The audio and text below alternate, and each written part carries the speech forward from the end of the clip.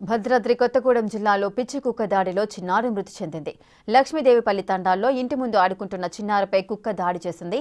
ముఖం, శరీరంపై తీవ్ర గాయాలైన చిన్నారిని ఆసుపత్రికి తరలించారు. పరిస్థితి విషమించడంతో హైదరాబాద్లోని ప్రైవేట్ ఆసుపత్రికి తరలించగా చికిత్స పొందుతూ చిన్నారి మృతి చెందింది.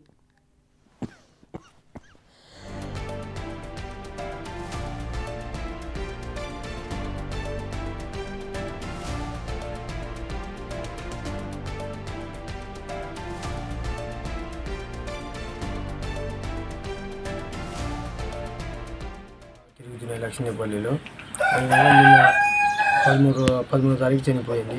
చనిపోయిన గవర్నమెంట్ హాస్పిటల్ నుంచి ఇంజక్షన్ వేసిన తర్వాత ఏమో 2 సార్లు ఇంజక్షన్ వేసినాం. తర్వాత ఏమో బ్రిడ్జ్లో ఇక్కడ నుంచి కొత్తగూడెం తీసుకెళ్ళాం.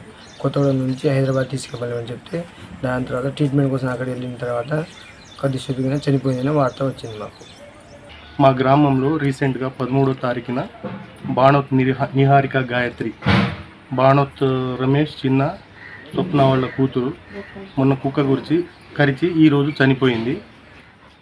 చనిపోయినా కూడా ఇప్పటి వరకు అధికారులు ఏమీ స్పందించలేదు. వాళ్ళ ఇంటికి వచ్చి పరామర్శించడం కూడా జరగలేదు.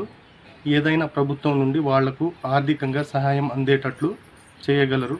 అదేవిధంగా ఊళ్ళో కుక్కల బెడద లేకుండా అధికారులు చర్య తీసుకొని, అలాగే కోతులు కూడా ఉన్నాయి, వాటి గురించి కూడా చర్య తీసుకోగలరని